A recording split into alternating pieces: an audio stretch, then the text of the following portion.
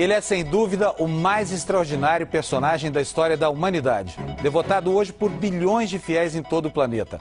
Rabino, revolucionário, profeta, apenas um camponês de uma aldeia pobre da Galileia.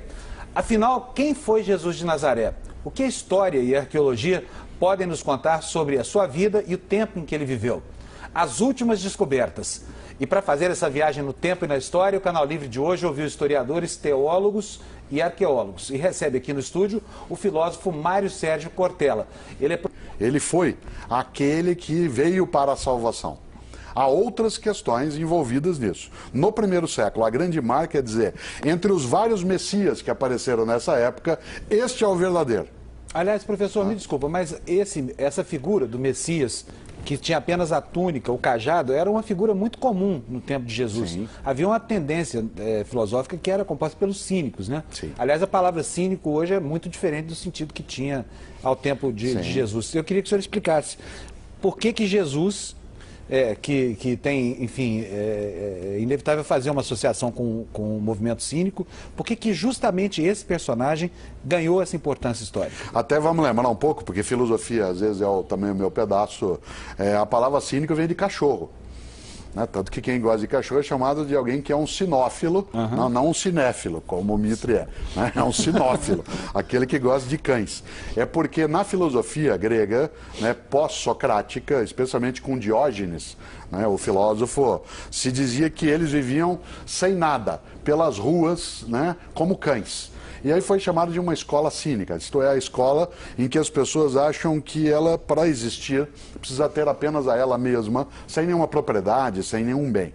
Curiosamente, há alguns autores que argumentam que Jesus de Nazaré aderiu, né, a esta concepção do ponto de vista filosófico. Isto é, ele partilhava esta perspectiva. Mais do que a estoica. Claro, muito mais do que a estoica, porque a estoica significaria, né, aqueles que, tal como lembravam alguns, aqueles que sofriam encalados. Alguns, inclusive, dizem que João Batista, né, seu primo, e aquele que vai batizá-lo dentro da tradição cristã, ele também tinha, né, por ter vivido no deserto, ter se alimentado com coisas que são do dia a dia banal, que ele seria também alguém com essa perspectiva. João, aliás, é mais próximo dos cínicos, de Diógenes, Antístenes, do que Jesus. Jesus como concepção. Jesus até que gostava de uma vidazinha boa em alguns momentos. Que retoma, sem dúvida. É muito mais ascético João Batista do que Jesus, né, nesse ponto de vista. Mas há uma questão séria, que é fazer com que, volta ao tema, das várias possibilidades de Messias, que Jesus seja aquele que vai encarnar essa ideia. Mas Jesus, se ele não fosse um personagem preparado para cumprir a profecia, só pela movimentação histórica dele narrada nos evangelhos, ele já seria sacrificado ali. Era absolutamente inevitável. Ele afrontou todo o poder da Palestina. Jesus, sem dúvida, Mita, ele seria alguém naquele momento que independeria de Herodes. Exatamente. Ou independeria... Ele seria executado. Né, não independeria de Pilatos, dos romanos. Quando ele entra em Jerusalém, né, no burrinho, ele vem lá pelo lado do Monte das Oliveiras, do outro lado da cidade, vindo de Cesareia Marítima, vem Pilatos com as tropas romanas. E Jesus vai para onde? Vai para o templo e vai cutucar a onça lá no templo. A percepção de Jesus de Nazaré na sua pregação naquele momento, narrada nos evangelhos, nas cartas, nos atos, ela é uma pregação altamente revolucionária, em relação àquele grupo. Isso. A narrativa no Evangelho, ela faz um acordo, um concerto com C, né, faz um concerto de várias situações vividas. Mas você não tem a dúvida, mesmo que não fosse a história dos romanos, do rei Herodes, de Antipas... Ele morreria na cruz, do mesmo modo, cruz, sem dúvida. Onde morriam os inimigos de Roma. Por que ele é chamado Cristo e não Emanuel? Porque Emanuel é um nome que se usa para também falar de algo que Isaías tinha profetizado. Você sabe que o nome dele, Jesus, é uma romanização de Yeshua ou Joshua, né, que da onde deu a expressão Jesus, que é uma forma de abreviar o nome de Josué, que é uma das grandes personagens da tradição judaica do passado. Mas até Emmanuel, aí, que significa Deus conosco, sim, né, que vai dar para nós no Ocidente o nome Manuel, ele é muito mais uma aproximação com uma profecia feita no Antigo Testamento por Isaías do que de fato o nome que ele terá. porque o Cristo, a palavra Cristo, é derivada de um termo grego. Sim, Não Cristo é o ungido, Exato. o abençoado. Não é do termo indiano ou védico, Krishna? Não, Não tem nada a ver. Não tem a ver. É uma mera coincidência sonora. Né? Uma coincidência. Cristo Agora, significa professor, o que ele quer, o ungido, que é aquele que é abençoado, que é aquele que foi o escolhido. Tá. Né? Desse Agora, ponto professor, de vista, ele combina com a expressão hebraica Messia.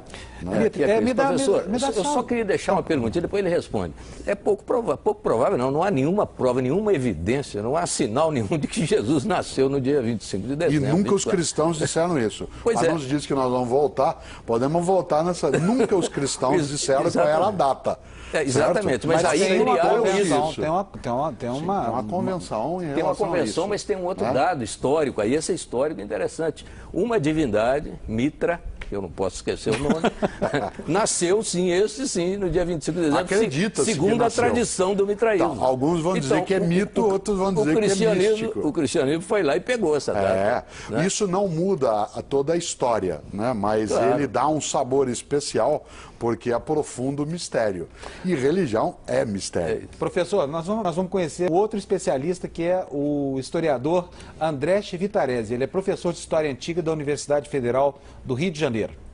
Normalmente, quando a gente pede uma prova concreta, nós esperamos um objeto palpável, não é? A cama, a casa, a roupa. Bom, isso não tem.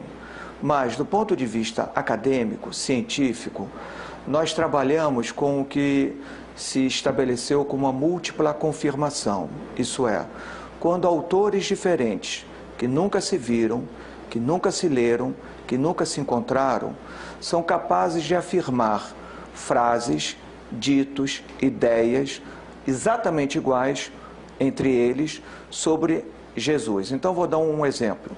Paulo, que é o autor mais antigo que nós temos em termos de produtor de cartas, não é? Ele é capaz de registrar, palavra por palavra, o que Jesus disse na última ceia pascal junto dos seus discípulos. Marcos, um evangelista que veio muito depois de Paulo, sem nunca ter lido Paulo, foi capaz de também falar exatamente as mesmas palavras que Jesus disse. Então, há uma argumentação bastante plausível para dizer que Jesus existiu. Muito embora a gente não conheça sua casa, não conheça sua cama, não conheça sua roupa. E digo mais, hoje a história, a arqueologia já conseguem ver a sombra que Jesus projetou no seu andar. Ainda não chegamos nele, mas já conhecemos a sua sombra. E acho que a tendência, cada vez mais em que a pesquisa avançar, principalmente arqueológica, nós vamos chegar a Jesus. De História e Arqueologia da Unicamp, mais vestígios da vida na Galileia, na época de Jesus, ainda serão descobertos nas próximas décadas. Vamos ver o que ele diz. A arqueologia ela é muito importante porque ela nos fornece o contexto no qual Jesus viveu. Nós temos muitas informações que provêm de escavações na Terra Santa, na Palestina. Elas se referem tanto às maneiras como as pessoas viviam, as suas casas, como que viviam as autoridades, como vivia o povo comum. Na Palestina, a vida era ao mesmo tempo muito simples, porque a população local dos seguidores de Jesus eram pessoas analfabetas que viviam no campo, viviam de atividades muito simples como a pescaria, que eram os primeiros seguidores de Jesus, camponeses, mas ao mesmo tempo era uma sociedade muito complexa, porque havia cidades inclusive com uma população estrangeira que falava outra língua, que era o grego. Havia tropas romanas que vinham soldados de pontos muito distantes do império. Portanto, Jesus conviveu, embora os seus seguidores e seu círculo mais íntimo fossem de pessoas muito humildes, ele conviveu com pessoas de diferentes origens étnicas, de uma região muito grande do Mediterrâneo Antigo. Nós descobrimos há um tempo atrás um barco na Palestina, que é muito parecido com o que teria sido o barco dos pescadores que seguiam Jesus, como Pedro, e que Jesus mesmo utilizou. Encontramos também vestígios de casas da Palestina, da época de Jesus, que não usavam telhas, e que explica, por exemplo, uma passagem do Evangelho que fala que um paralítico passou pelo telhado, quer dizer, na verdade não eram telhas, era um teto de palha que podia ser facilmente retirado. Então, com certeza, novas informações virão nas próximas décadas. E que depois cheguei à conclusão que era basicamente falsa, é que a fé cristã é resultado de ignorância, é subproduto da não reflexão. Mas depois eu descobri que uma pessoa, quando conhece a Jesus Cristo e se torna uma cristã, não comete um suicídio intelectual. A segunda ideia falsa que eu tinha, que depois descobri ser realmente um equívoco, é que a fé cristã não é histórica. Aí nós entramos numa questão mais profunda. Qual é a definição que eu tenho de história? Eu chamo história de conhecimento do passado através de testemunhos. E isso nos leva a uma segunda questão, a questão que nos traz um problema. E esse exemplo é a partir de uma afirmação contundente. Para mim, o Novo Testamento é mais válido do que qualquer dos mais importantes e célebres livros da literatura clássica. E a essa altura, eu posso até imaginar o nível de ironia que acometeu a cabeça de alguns de vocês. Porque eu tenho feito essa afirmação em muitas universidades, pelo Brasil afora, e já havia estampado no rosto de alguns professores de história um sarcasmo significativo quando eu faço essa afirmação. Mas eu quero ser contundente, ser rotundo e afirmar de novo. Para mim, o Novo Testamento, ele tem mais validade histórica do que qualquer dos mais eminentes livros da literatura clássica. E quando a ironia se estampa nos rostos de algumas pessoas, eu gosto de confrontá-las com algumas demonstrações. Em primeiro lugar, eu chamo a prova da bibliografia.